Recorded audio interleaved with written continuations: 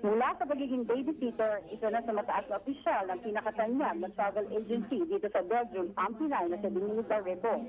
Matapos ng 5 taong pagiging babysitter, nakapag-asawa si Rebong at nakakuha ng sapat na papeles. Agad siyang naging sales clerk sa isang social na gift shop dito, ang kauna-unahang Pinay na nakapagtrabaho sa kumpanya. Sa pagkuha niya ng tiket para magbakasyon sa Pilipinas, nagbaka sakali siya kung nangangailangan ng empleyado sa Antipost. At dahil bihasado sa lengguaheng Filipino, English, Flemish at French, agad siyang tinanggap ng kumpanya. Sa kondisyong kalahati lang muna ang ipasusweldo sa kanya kumpara sa ibang mga empleyado. Marami akong pinagdaanan pero nagtyaga ako. Hindi ko inisip ang bayaran nila ako nung tamang sweldo. Nag-start ako ng 6 na buwan dito na walang kalahati lang yung binabayad nila sa akin. Tyaga, tyaga, tyaga. At hindi ko nga minsan inisip ang hirap na dinanas ko. Basta't malaki ang tiwala ko sa sarili ko. Dahil sa kanyang pagsusumikap at ang talento sa trabaho, ipinagkatiwala sa kanya na pangasiwaan ang Asian market ng kumpanya. Ipinadadala siya ng kumpanya para sa mga holiday conferences ng mga airline companies sa ibang bansa. For me, what is important is really the behavior of Benuga, being really confident with us, for this, and with the customer, which is very important. Pero para sa mga kaibigan at nakakakilala kay Rebong, nananatiling mababa ang loob niya sa gitna ng tagumpay. Para sa Balitang Europe, Raquel Bernal Crisostomo, Brussels, Belgium.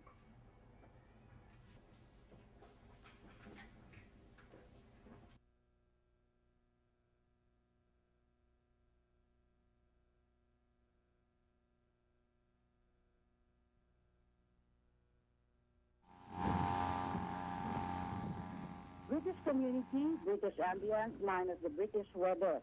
Ito ang Indang Village na matatagpuan sa Kalumpang Leho sa Indang, Cavite. Ang konseptong ipinagmamalaki ng owner-developer na si Hill Cercilia para sa mga pamilya ng mga Filipino-British couple na gustong mamalagi sa Pilipinas. Ang Indang community ay tahimik at malayo sa polusyon, pero ang lugar ay hawig sa lugar nilang kinasanayan. Ang ilan sa mga residente ng village ay mga British na nakapag-asawa ng Pilipina o mga Pinoy na British citizen na nais pa rin magkaroon ng bahay-bakasyonan sa Pinas. Ang mga bahay dito ay hango sa disenyo ng tirahan sa United Kingdom.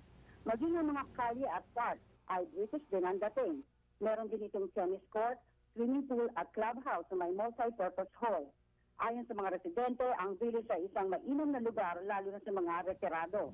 Ang kanilang pensyon na natatanggap nila in pounds ay malaking halaga na kung sa Pilipinas gagastusin. Para sa kanila, dito sa Indang Village, para na rin silang nasa Inglaterra sa mas abot kayang halaga. Para sa Balitang Europe, Raquel Bernal Crisostomo, Indang, Cavite, Philippines.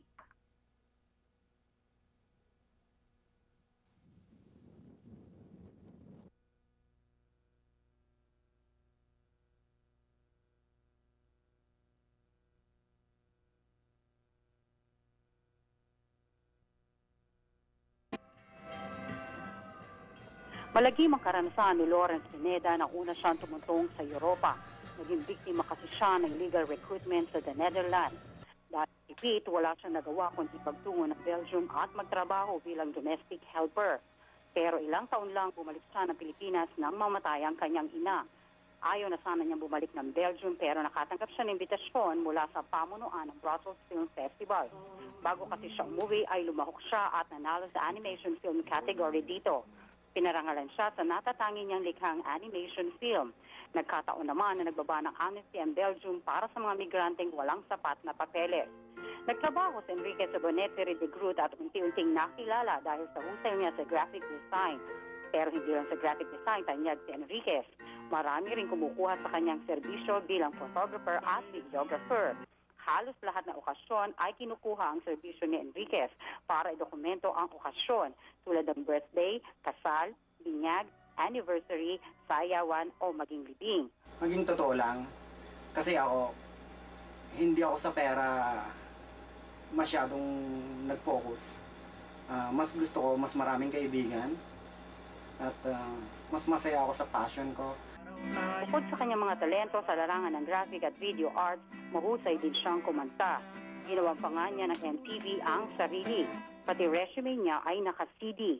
Hindi lang mga Pinoy ang saludo sa kanyang talento, baging mga Belgians ay kumukuha ng kanyang serbisyo. Sa katunayan, siya ang gumawa ng logo ng Brussels Film Festival.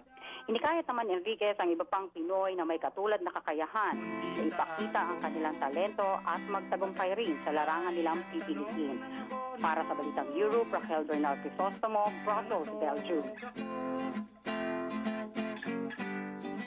Kala ko'y nadali na